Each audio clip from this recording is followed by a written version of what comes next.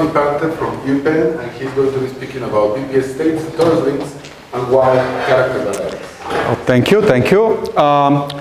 So it's a great pleasure to be here at this fabulous meeting.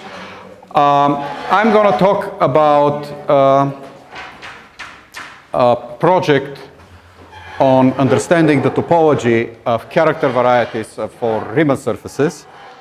And I want to apologize from the beginning that there will be a lot of formulas. But just the nature of the beast, that's how this subject is recorded. So here is a brief outline. First of all, it's a joint work with Emanuel Diaconescu and Ron Dunagi.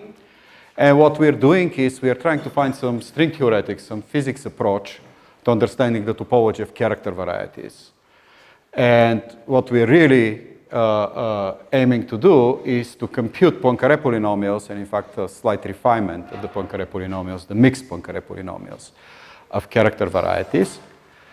And the goal is to actually produce a formula for those polynomials and explain how this formula arises by using some kind of physics duality. And in fact, we do produce a formula which generalizes conjectures that people have come up with coming from some arithmetic considerations in the case of Hausel, Mereb, and Wong, and from some different physics considerations in the case of Shende, Treumann, and Zaslow. Say it again? Can we prove it?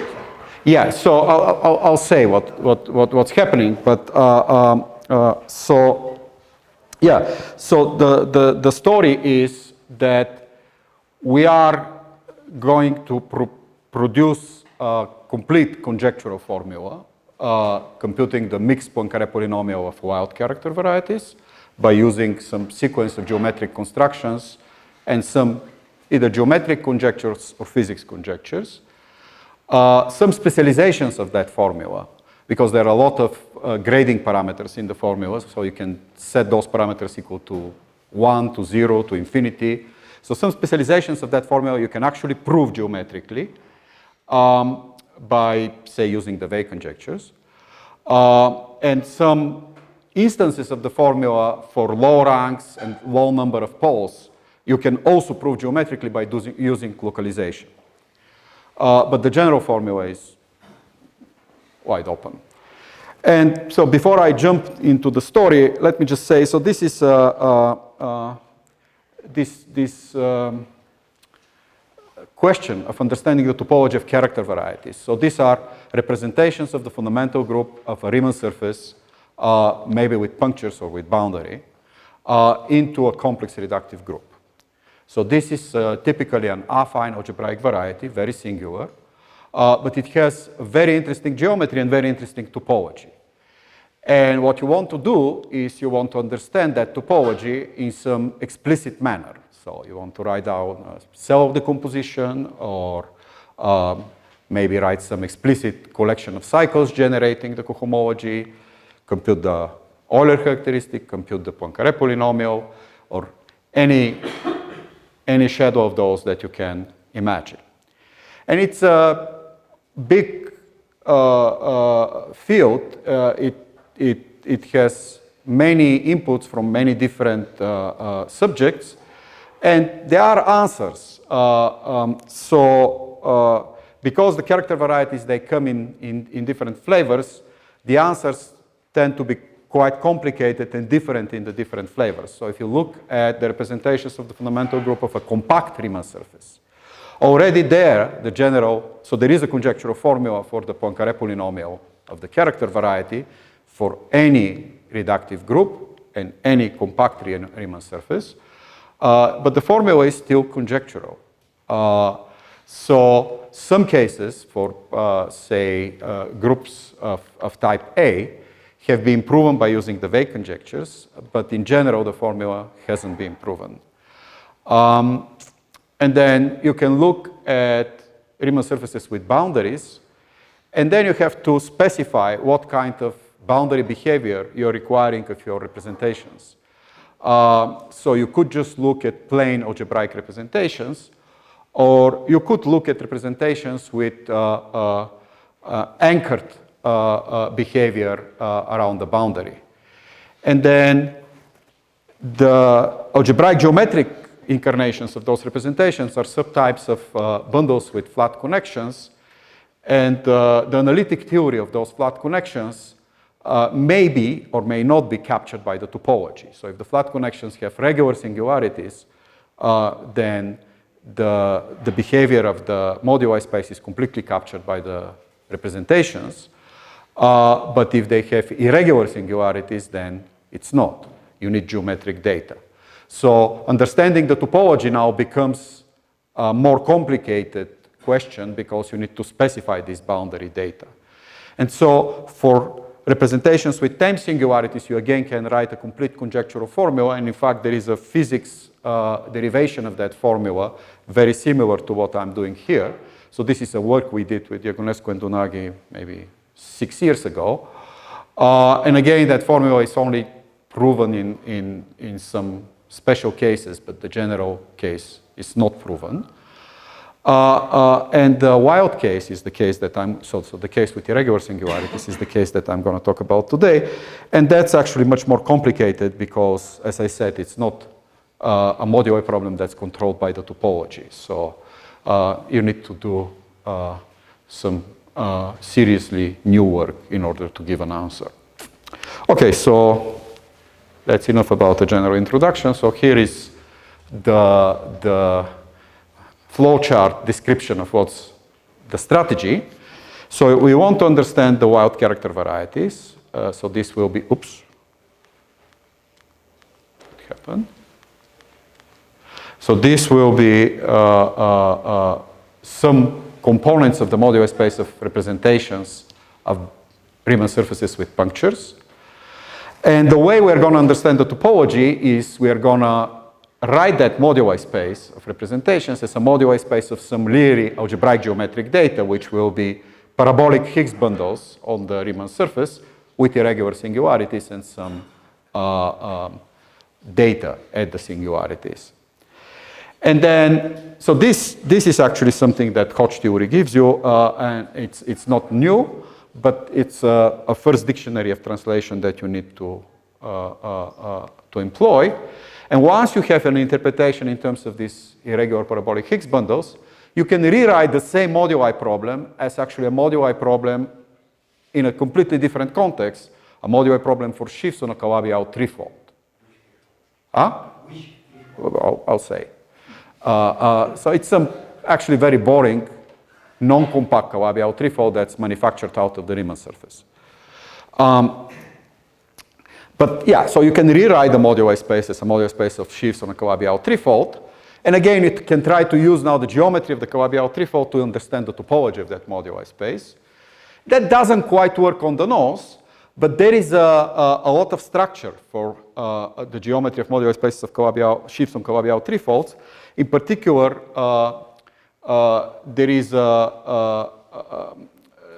an interpretation of the moduli problem as a moduli problem not quite for sheaves, but for perverse coherent sheaves. So these are some kind of special complexes on the Calabi-Yau threefold called stable pairs.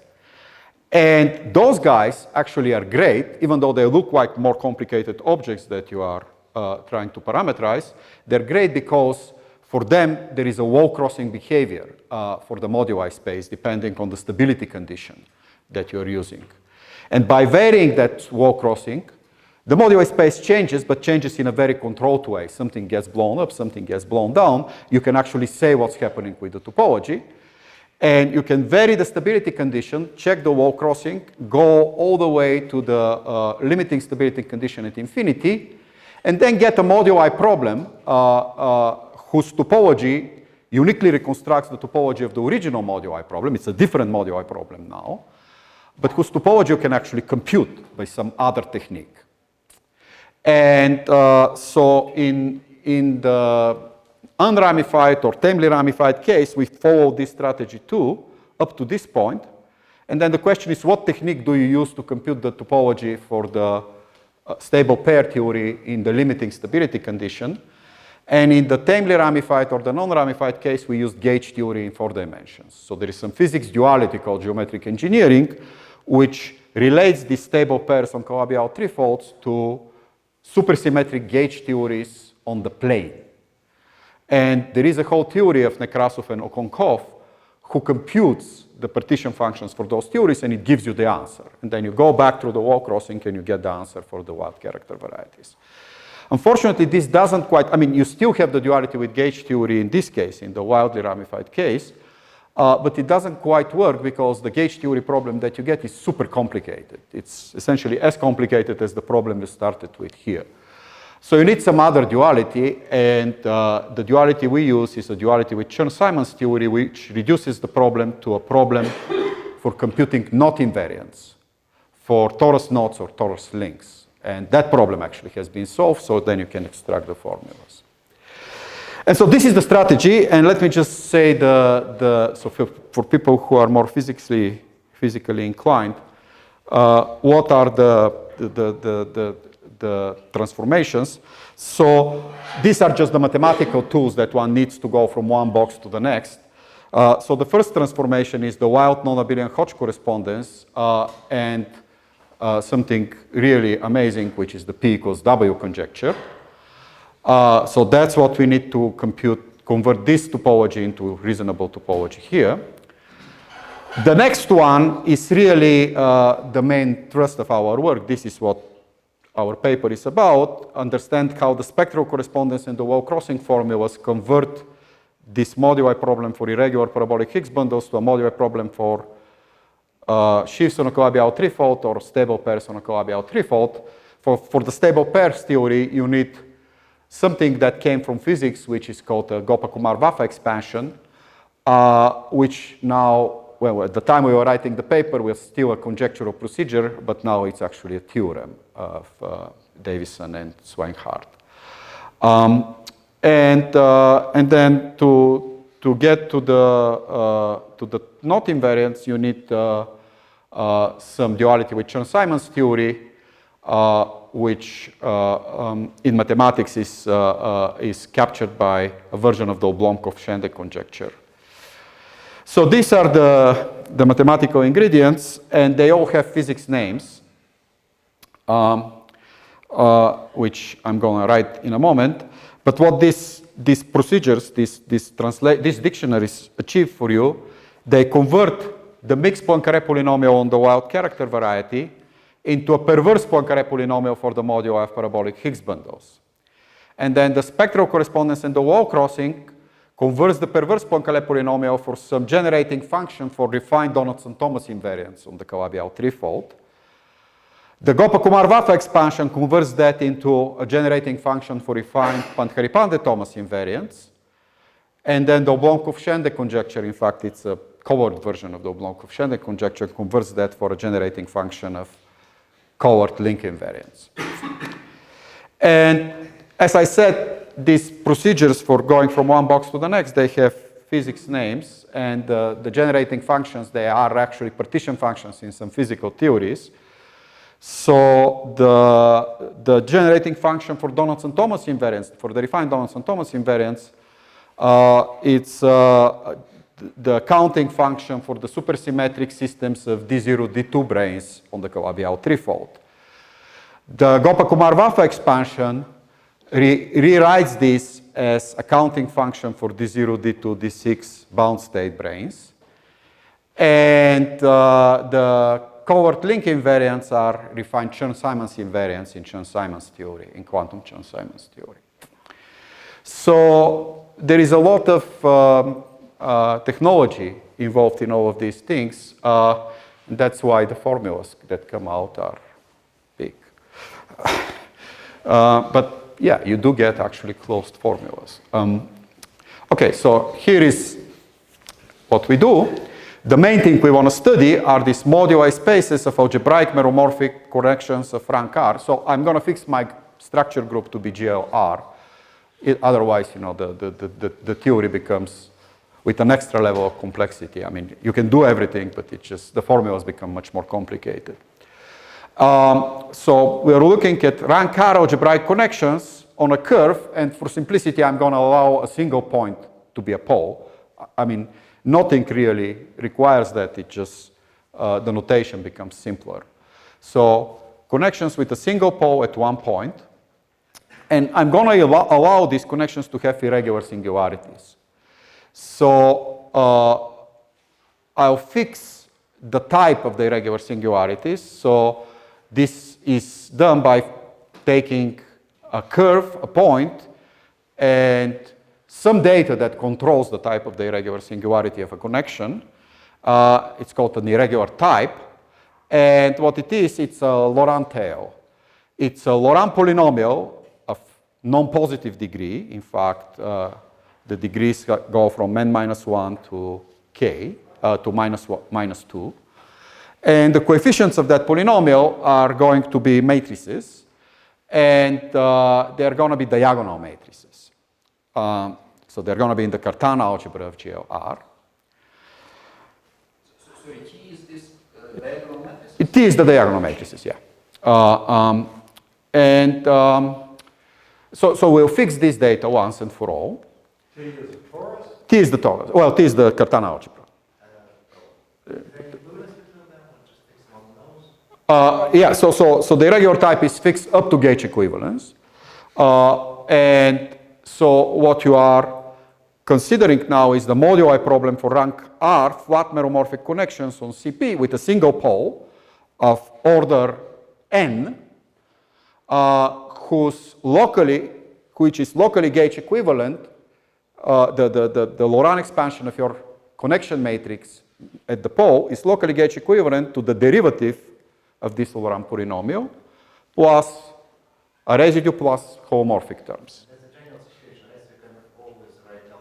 Yeah, so there is a theorem, a classical theorem in the theory of linear differential equations in one variable, which says that any connection with irregular singularity can be gauged to something like that with diagonal coefficients, which all commute, yeah. Diagonal coefficients in the torus, which all commute. But in order to do that, you need to allow gauge transformations with coefficients in Puiseux series. The order of the Puiseux series will be, the order of the root in the Puiseux parameter will be bounded for each moduli problem, but will jump from a problem to problem. Yeah, geometrically they become isomorphic on a finite cover. Yeah. But so I'm gonna, look with things for which you can actually gauge them directly with no roots to this form, and then look at the moduli space, and that moduli space actually has a Bethe incarnation. So there is a Riemann-Hilbert correspondence for connections with irregular singularities, and there is a version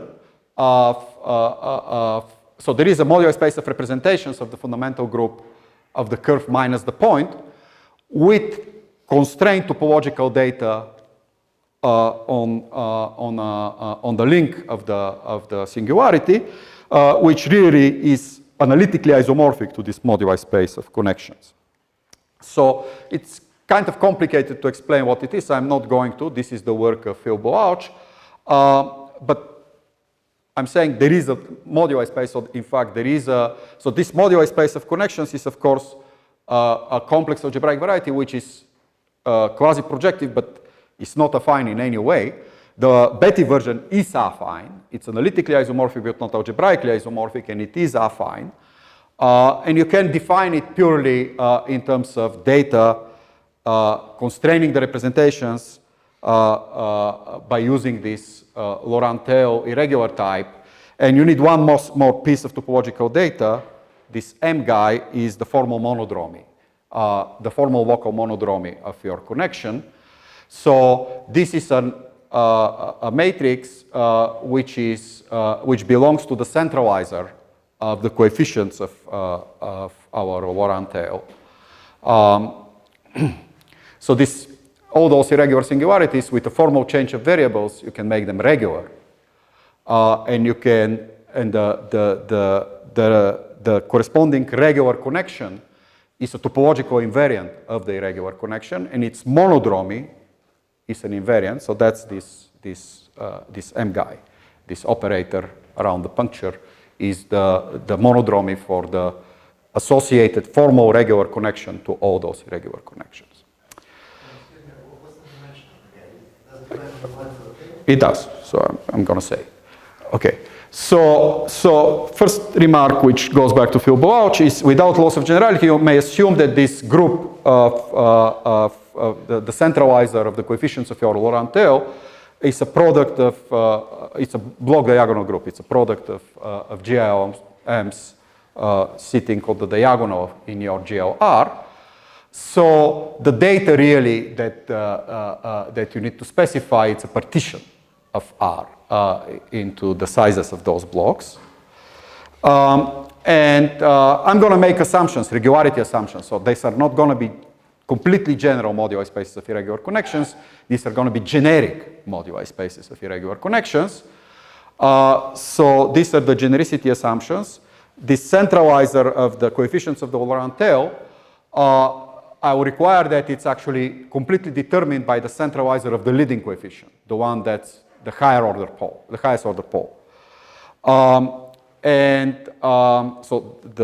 all those guys, the centralizer of the collection of guys is equal to the centralizer of the leading guy.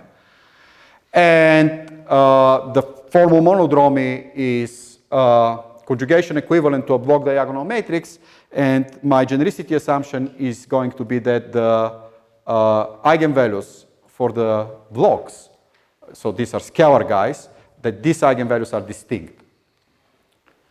So this is really a generic component of this moduli space of irregular connections. And I'm always going to make... Global monodromy is semi-simple. The global monodromy for these guys is not going to be necessarily semi-simple. It will depend on, I mean, you know, there will be semi-stable connections, and for them the global monodromy will not be semi-simple. It will have a unipotent part. But for the stable guys, of course, it will be semi-stable.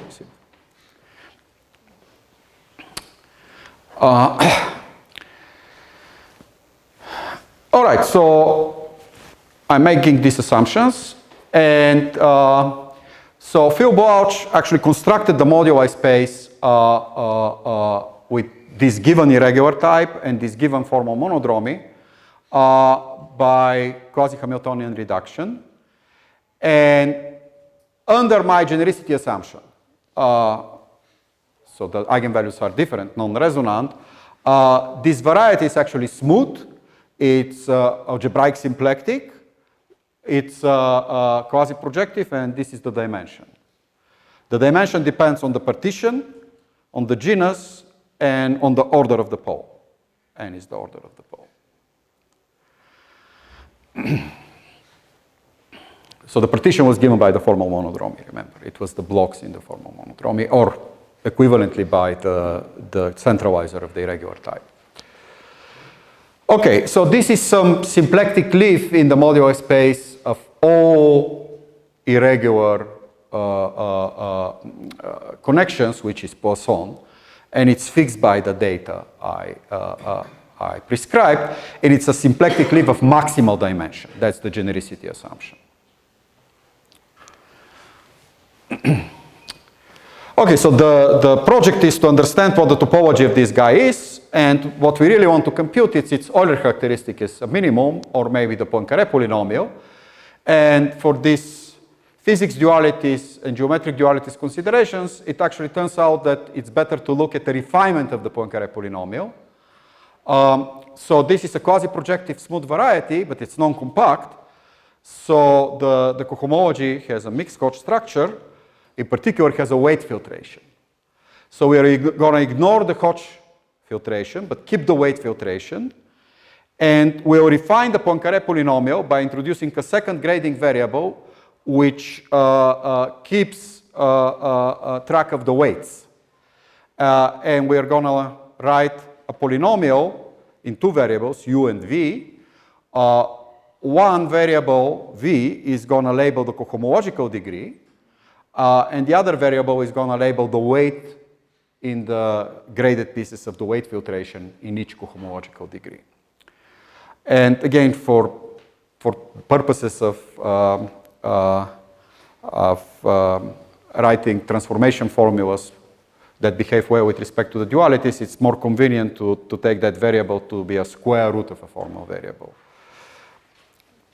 Okay, but this is the mixed Poincare polynomial, right? I mean, you can take this weight refinement of the Poincare polynomial for any variety. And we would want to compute this guy. That's the goal. In particular, if you know this, you know the Poincare polynomial, you know the Euler characteristic, you know the Betti numbers, you know everything. Now, the wild non-abelian Hodge correspondence, it's analytic process which converts the problem for understanding irregular flat connections on a Keller manifold, in fact, to the problem for understanding Higgs bundles with irregular singularities on the same Keller manifold. The moduli spaces are not analytically isomorphic, they are not algebraically isomorphic, but they are topologically isomorphic. So if you are only interested in topology, then this is a permissible operation. So if you want to understand the Betti numbers of the moduli of irregular flat connections, you look at the corresponding problem for irregular Higgs bundles, the moduli space has the same Betti numbers. The problem is that I made my life complicated because I said, let's not look at the Poincare polynomial, but let's look at the mixed Poincare polynomial, which remembers about the weight filtration. And of course, the weight filtration knows about the algebraic structure or the analytic structure because it knows about the way we try to compactify our variety. So if I forget the analytic or the algebraic structure and just look at the underlying topology, I won't be able to see the weight filtration. So the non-abelian Hodge correspondence is not quite enough in order to say that the mixed Poincare polynomial of the irregular flat connections will be something on the irregular Higgs bundles. But the missing ingredient is provided by this mysterious and very beautiful P equals W correspondence proposed by the Cataldo, Hausel, and Migliorini, which says that the weight filtration on the character variety, on the homology of the character variety, is the perverse Leray filtration on the cohomology of the moduli of Higgs bundles. That's for algebraic structure. Also for So this is the character variety. So this is the affine algebraic structure. the Betti one. Yeah, that's the Betti one. And this is just the Higgs one, the Double one. And so the claim is that the steps in the weight filtration in the cohomology for the character variety are the same as the steps in the Leray filtration, or the perverse Leray filtration, for the Hitchin map, which is fibration on the moduli of Higgs bundles by Lagrangian abelian varieties. So the Leray spectral sequence has a limiting filtration, and if you take the Leray spectral sequence for intersection cohomologies, then you get a limiting filtration, which is this perverse Leray filtration. And so the correspondence, the conjecture of the Cataldo, Hausel, and Migliorini is that these two filtrations agree. This variety and this variety are topologically the same, but not algebraically or analytically. Each of them, for their own algebraic structure, has a filtration. This one comes from Hodge theory, this one comes from the Hitchin map and the Leray spectral sequence, and the claim is that those two agree. And so for our particular problem, which is the wild character variety, this is still a conjecture, it hasn't been proven. So the Cataldo, Hausel, and Migliorini, they formulated this conjecture in the unramified case and proved it for GL2. And this is probably the only case in which it has been proven for this setup. Okay. I mean, there are people here who have proven instances of this in other setups, so I'm not going to talk more about that. Okay, so here is what we want to do. We want to compute that mixed Poincare polynomial, and it turns out that you can write a formula, at least a conjectural formula for it, partially, by using some combinatorial creature. So here is a rational function in two variables z and w. In fact, it's a formal series in infinitely many variables x that are written here. So we call it the Hausel, Mereb, and Wong partition function. So it's a sum over partitions of a product of two things. So it goes over all Young diagrams of size r. And it's a product of two things. One is a rational function, which you can write in terms of the Young diagram. And the other is the modified McDonald polynomial corresponding to that Young diagram. So this rational function, omega, you see it depends on the Young diagram lambda, on the genus, and on the order of the pole. This is, in the literature, in the combinatorial literature, it has a name. It's called the modified Hooke polynomial. And as you see, it's an explicit expression of ratios depending on the boxes inside the Young diagram. So you have two variables z and w. You have monomials on those variables, or some simple polynomials, differences of monomials raised to a power. And the powers of those monomials are either the arm length or the Hooke length of the box in the Young diagram. And the only way, so L is the leg length and A is the arm length of the box. And the only way in which the genus enters this formula is through this power 2g. Okay, so this is the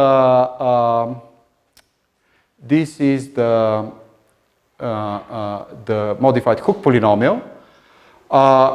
The other guy is the modified McDonald polynomial. It depends on an infinite sequence of formal variables, which is going to label the representations of the symmetric groups.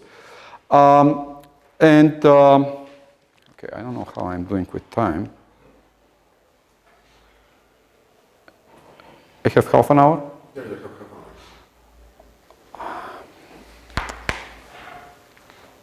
an hour. Okay. Maybe I'll skip this. I'm not going to explain the modified McDonald polynomial. So it's an explicit combinatorial formula depending on the Young diagram again. It actually has a geometric interpretation. It is polynomial that computes the equivariant Hirzebruch genus of the Hilbert scheme, of the isospectral Hilbert scheme of points of the plane for the action of the torus. So I was going to explain that, but I'm not going to. Okay, so there's some expressions. You see they are explicit combinatorial that give you this partition function. And you can reorganize that partition function by taking its logarithm, formal platistic logarithm in the variables x, and expanding in power series with respect to the monomials in the variable x, labeled by partitions again. And so if you normalize the coefficients, you get some new polynomials depending on partitions mu, the order of the pole n, and they are polynomials in z to the k and w to the k. They're just the coefficients in this expansion. And then the conjecture that Hausel, Mereb, and Wong proposed was that the mixed Poincare polynomial of the irregular character variety is in the case when the formal monodromy type is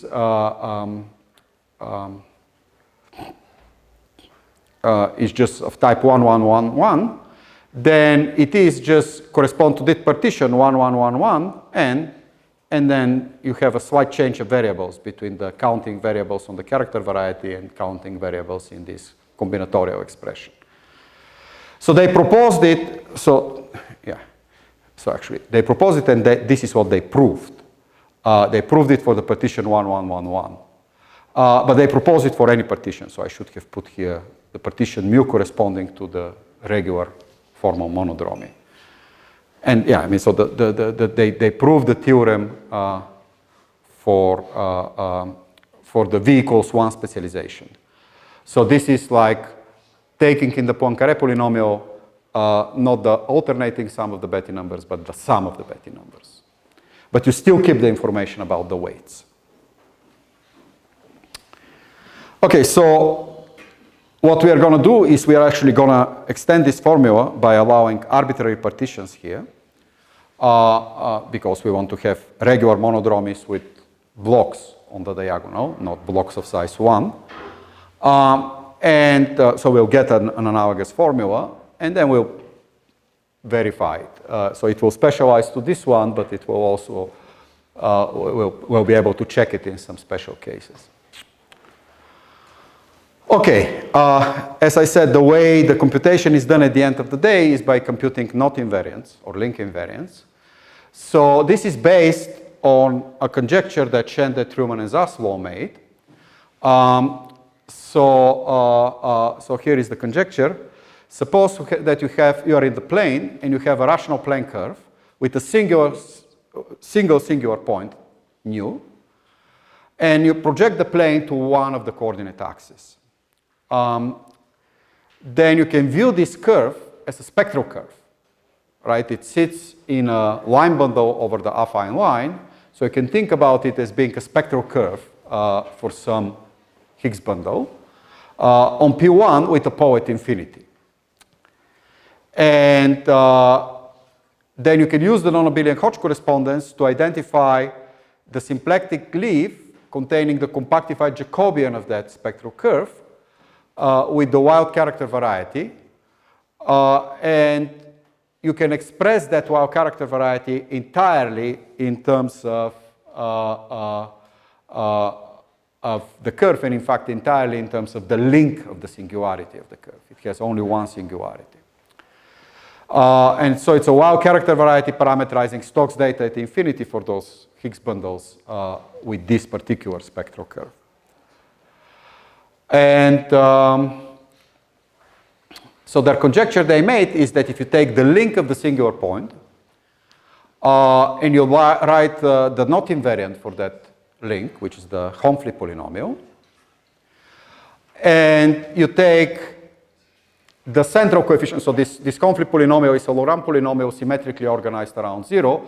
Take the coefficient, not around 0, around some degree. Take the coefficient, this degree is determined by the Milnor number. So take the coefficient, which is the coefficient of that central degree. Then that guy, they conjectured, is the mixed Poincare polynomial of the character variety, now specialized at -1. So it computes the Euler characteristic, but with carrying the information of the weights.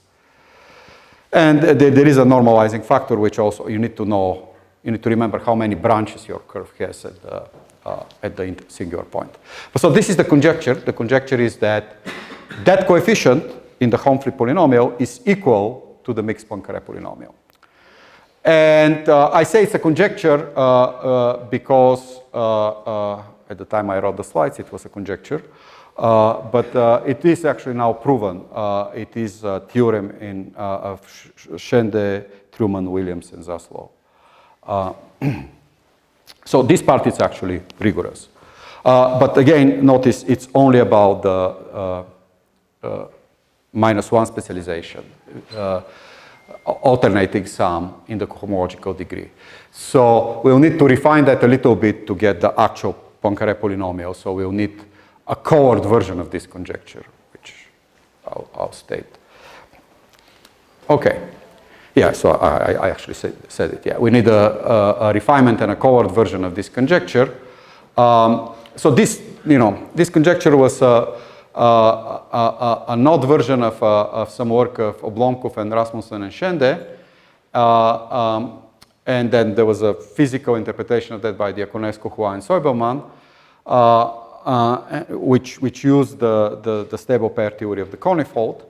And we'll need to color all this. We need to frame all the nodes appropriately in order to get the functions that we care about. Okay, so here is the moduli problem for irregular parabolic Higgs bundles that you end up with, that you have to understand. You have a curve with a single mark point. You have a divisor, power divisor for your Higgs fields, which will be just n times the point. We'll look at a line bundle, which is going to be the canonical class of the curve twisted by that power divisor. And we'll have to prescribe the residues of the Higgs field the Laurent tails of the Higgs field at the pole, at least the eigenvalues of the Laurent tails. So for this, we'll just fix L sections of the line bundle restricted to that non-reduced fat point. And so you're looking at a moduli problem consisting of a vector bundle, a filtration of that vector bundle restricted on the non-reduced divisor, filtration by vector subbundles on the non-reduced scheme. The successive quotients are vector bundles. And then there is a Higgs field with coefficients in M, because it has a pole of order n, which preserves that filtration and has the property that the associated gradient with respect to the parabolic filtration is scalar. It has this expansion with a single eigenvalue psi I. And of course, in order to form the moduli problem, talk about stability, you need to fix some collection of parabolic weights for the steps of the parabolic filtration. So this will be real numbers, and my normalization is that they are strictly ordered between 0 and 1 decreasingly. Okay, so that's the moduli problem. You can impose parabolic stability conditions with that parabolic chunk class depending on the parabolic weights. And so you get a moduli space, a moduli stack of semi-stable parabolic Higgs bundles with these fixed Laurent tails or associated gradient for the Laurent tails.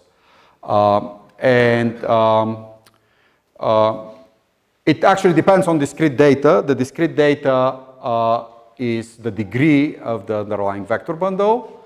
There is a partition, which is the dimension, the associated graded pieces for the parabolic filtration. And then there are continuous guys, which are the parabolic weights and these eigenvalues. And so it turns out that if you choose the weights generically, everything semi-stable is stable, and the moduli space is just a JERP. There is only one automorphism for each parabolic bundle, which is a scaling, and it's a JERP over a coarse moduli space. So it's fairly easy to understand the topology in this generic weights case. But in general, you know, it's going to be more complicated. Okay, now what we do, we need to convert this to Calabi-Yau. So what we want to do is we want to construct a homomorphic symplectic surface. It's going to depend on the Laurent tails for my Higgs bundles. And we want to do it in such a way that this homomorphic symplectic surface will have a Bridgeland stability condition single out on it, and the moduli stack of Bridgeland stable spectral sheaves on that homomorphic symplectic surface. So this will be like line bundles on curves, compact curves sitting inside that homomorphic symplectic surface. It's going to be the moduli stack of these irregular parabolic Higgs bundles. So that's what we want to do. And in fact, this surface was known before. It was proposed by Kontsevich and Soibelman. And they actually constructed the surface and showed part of this isomorphism, showed that the Hitchin base for this moduli of Higgs bundles is isomorphic to a linear system of compact curves on that homomorphic symplectic surface. Seward-Szabo actually analyzed this problem and managed to prove this isomorphism generically on the moduli space. So for spectral curves which are smooth. But his proof doesn't work in general. So in fact, our main theorem is to prove this in complete generality with the Stachy structure and with the singularities. Because you need that once you start converting to the formulas to the Calabi-Yau threefolds. Okay, so here is the construction of the surface.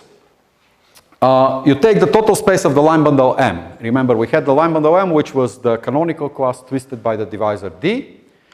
And we had a bunch of zero-dimensional subschemes in the total space of the line bundle M. These were the images of the non-reduced scheme D into the total space of M restricted to D by these sections that were the eigenvalues of the Laurent tails of the Higgs bundles. Sorry, M was the line bundle where or over what? M was the line bundle over the curve C. That was just the canonical class twisted by n times the point. Yeah. So the total space of the canonical class is symplectic. The total space of the canonical class twisted by the divisor is not. But we have these zero-dimensional subschemes. We're going to blow them up. And then the claim is that there is an effective anti-canonical divisor on this surface D psi. And you can throw out the support of that effective anti-canonical divisor, and what's left is going to be symplectic. And that effective anti-canonical divisor, you can write it down explicitly. It is the fiber of the line bundle passing through the given point. So the fiber over P. And then you need to take the sum of all exceptional divisors that you get from blowing up these sections. You know, these are non-reduced schemes, so when you blow up, you get many components. You get all of them, so one for each block, one group for each block, and then for each block you get n. And you throw out all of them except for the last one. You keep the last one. So this is the anti-canonical divisor. And then for a given partition, you get a linear system of curves, which is R times the zero section minus the multiples given by the partition of the exceptional divisors. And that linear system turns out to be non-empty and consists only of compact curves on this non-compact symplectic surface. And they're all R-sheeted covers of C. I'm sorry, I'm confused. So M was a surface, right? M is a surface. We blew up that surface in a bunch of non-reduced points. No, points. But what do you mean by sections? This D was a zero-dimensional scheme. It was n times a point in the base curve.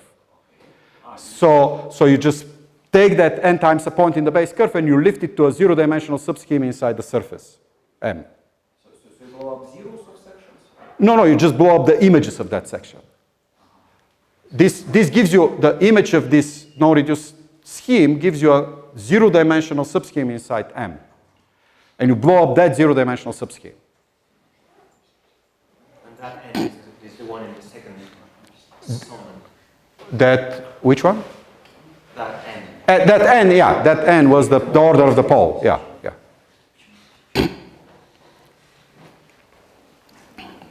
So these are just fat points on the surface. Maybe I can. Do we have chalk? We have chalk. So we had the point P. This is the curve C. This is M. You have the fiber over M. And, you know, there is a fattening of this point. And we are looking at Higgs bundles for which the eigenvalues for the associated graded pieces of the Laurent tails of those Higgs bundles over this fattening are just some lifts of this fattened point here, here, here, here. So this looks like this point with tangent directions which are transversal to this fiber to higher orders, to the order of the multiplicity of the size of the weight filtration. And you just need to blow up these guys. And so, in fact, I have a picture.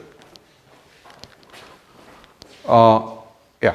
So this is what happens when you blow them up. You get just chains of rational curves, n for each guy, because these are subschemes of length n. And so this anti-canonical divisor, it consisted of this curve and all those guys, well, you know, the reduced anti-canonical divisor consisted of this curve and all those guys except for the last one. Is the surface S smooth? The surface S is smooth, yeah. We started with a smooth surface. In fact, these blow-ups you can do iteratively at smooth points only. So the surface T is smooth and the surface S is just the complement of a bunch of curves on a smooth surface. So the surface S is smooth. It maps back to the curve.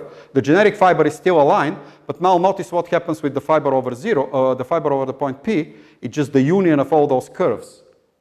So it's a disconnected guy, which is L copies of the line. So it's not quite a, you know, it's not a line bundle, right? I mean, it's a family of lines that specializes to L disconnected copies of a line. And now, for any collection of real numbers, B1, beta 1 through beta L, you can actually write a B field on that symplectic surface. It's compactly supported B field, and it has only non-zero periods on these last divisors, and the periods are given by the numbers beta I. And then this defines a stability condition, a Bridgman stability condition on the surface. The slope function is written here. It's the Euler characteristic of a sheaf, and then evaluate the beta B field on the Chern character of the sheaf, divide by the rank. And you know, the rank is understood intelligently as you know, the sheaf is supposed to be finite over the base curve, and the rank is just the length of that finite morphism. And so this is the slope, and you get a moduli problem for beta stable spectral data. And the theorem is that the moduli stack of beta stable sheaves is the moduli stack of Higgs bundles, where the parabolic weights are just defining the coefficients of that B field, the periods of that B field, and the degree is related to the Euler characteristic by a Riemann-Roch shift. So that's the theorem, and it works in full generality for any curve and any number of poles. I'm sorry, at the heart? Say it again? In the heart? In the heart? Right, of the stability condition. Yeah, these are all in the heart because they're stable guys.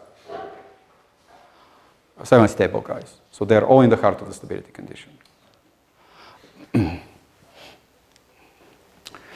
Okay, now the Calabi-Yau threefold, as I said, is boring. It's just the product of this surface with the line. But the moduli problem we are going to solve on that Calabi-Yau threefold is actually interesting. So the moduli problem for spectral data now becomes, sorry, this should say YXI. So you can now look at the moduli problem of Bridgman stable sheaves on the Calabi-Yau threefold, and it is the moduli problem for the spectral data across the line, because everything, these are compactly supported guys, so they project to points inside the line. So it doesn't change the topology much. It is a moduli problem with the same topology. But what's interesting is that if you rewrite this moduli problem for coherent sheaves on the Calabi-Yau threefold by a Gopal-Kumar-Vafa expansion to a moduli problem of stable pairs, Alapan, Haripante, Thomas, so those are going to be complexes that have two terms, the structure sheaf and some other sheaf on the Calabi-Yau threefold, which is compactly supported, and the morphism has the property that its first Chern class is our spectral curve, and the Euler characteristic is the same, and this map is generically surjective. And so it's clear how to convert one geometric data to the other. What's interesting is that this has a different stability theory, and so you can take for these guys not the Euler characteristic, which is the virtual number of pairs, but you can take the virtual Poincare polynomial, which is the refinement, Kutsevich-Soibelman refinement of the stable pair theory. And so this PT of y will be just the virtual Poincare polynomial of the moduli space of such pairs. And then you can put all of those into a generating function for all possible discrete invariants over all possible partitions. And we want to now compute that generating function. So that generating function by the Gopa-Kumar-Pfaff expansion is formally equivalent to the generating function for the moduli of Higgs bundles. So you can, if you understand it, you can understand what we wanted to understand, the mixed Poincare polynomial. So we now want to compute that one. And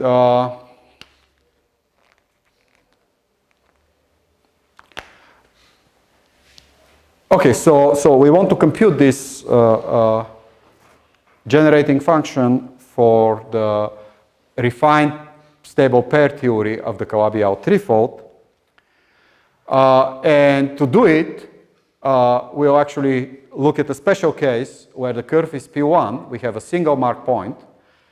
And we are going to use the duality with Chern-Simons theory, and we're going to use localization. We're going to use the torus action fixing that point. So you'll get a formula at the end which makes sense without this assumption. And the general formula that you get actually specializes to the Hausel Mereb Wong formula. So I think it's a strong indication that the formula is correct without any assumptions. But in order to derive the formula, we need to make the assumptions because we are using localization. Okay. So now you take this virtual localization of Nekrasov, Okunkov, and Moulik and use it to localize the computation for the stable pair theory to the curves which are fixed under the torus action. And there are finitely many of them in the surface S. And in fact, in this case, you should be able to compute the whole thing by virtual localization. It's just very hard. So we could only do it in some very limited special cases. But the curves that you get, you can write them down explicitly. They look like that in our surface. They are all tangent to high order to the zero section at the point where the pole is prescribed. They are all copies of P1. And they all intersect the last component of the exceptional divisor at one point. Locally, so this curve, notice, has a singularity at the origin. So it looks exactly like one of those Shende Treumann Zaslow curves.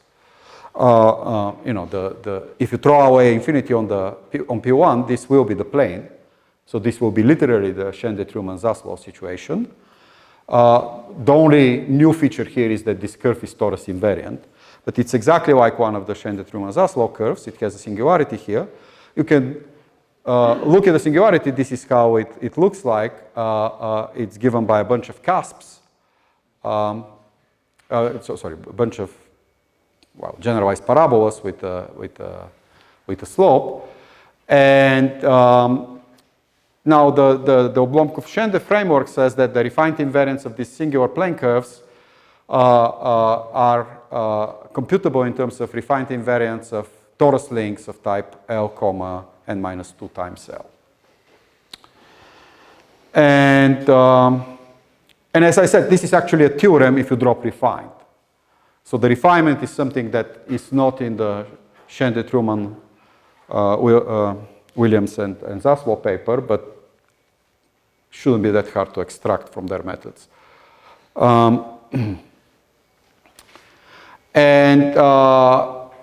And then once you go to this invariance of torus links, you can actually compute them by using this machinery of Aganagic and Shakirov that comes from refined Chern-Simons theory.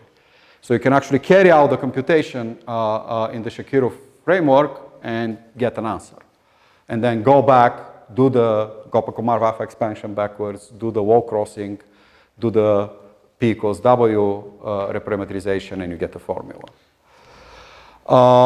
Okay, so here is the formula. You don't even want to look at it. So there are some explicit polynomials. So these guys, W's, they are written in terms of Littlewood-Richardson coefficients. These F guys, the P's are the ordinary non-modified McDonald polynomials.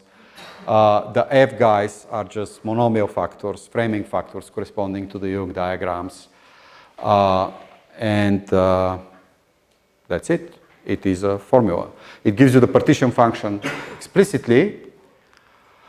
And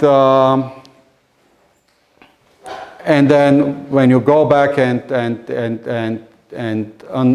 unpack everything, this is what you get. You get that this partition function is the expansion of a series whose coefficients are monomials, some normalizing factors, and then exactly the perverse Poincare polynomials of the moduli of Higgs bundles that you wanted, which are, by the way, equal by the P equals W conjecture to the mixed Poincare polynomials of the character variety. So this is the conjecture.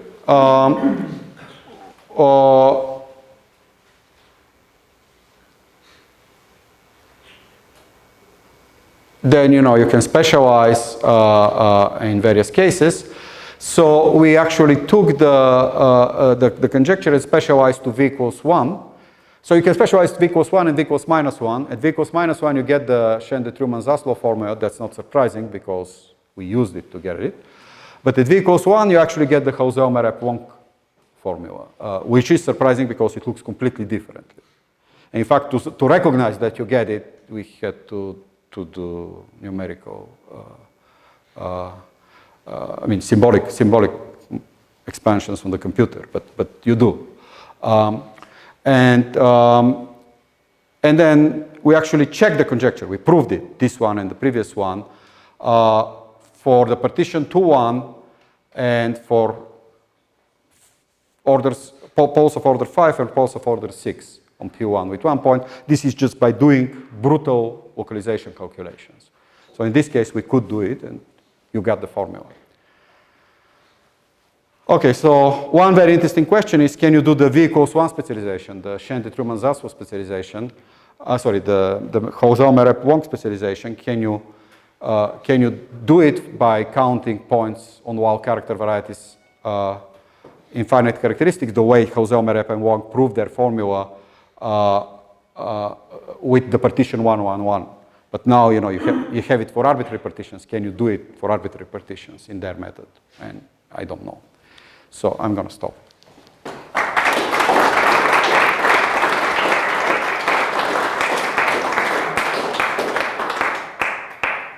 Any questions? So you said that for certain stability conditions, you get the moduli space of those regional stable objects are just the linear system of the curve on the surface S. No, it maps to the linear system of the curve. So the objects, they look like torsion sheaths, pure dimension 1 torsion sheaths on the surface, supported on curves in that linear system, and their Hilbert polynomial looks like a Hilbert polynomial of a line bundle on those curves. But you have the moduli of the line bundles, even on the smooth curves, and on the singular curves, you have things which are not. Yeah, no, in this case too.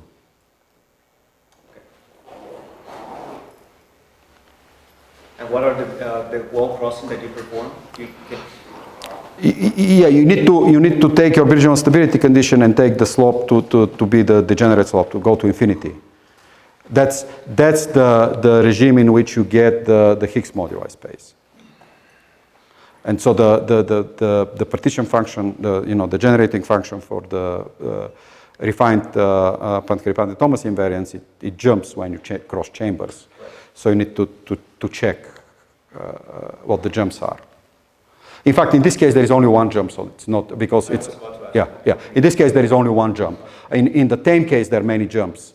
But in the tame case, the residue could be much more complicated. Here, we fix these regular blocks. So in this case, there isn't much of a wall crossing that's happening.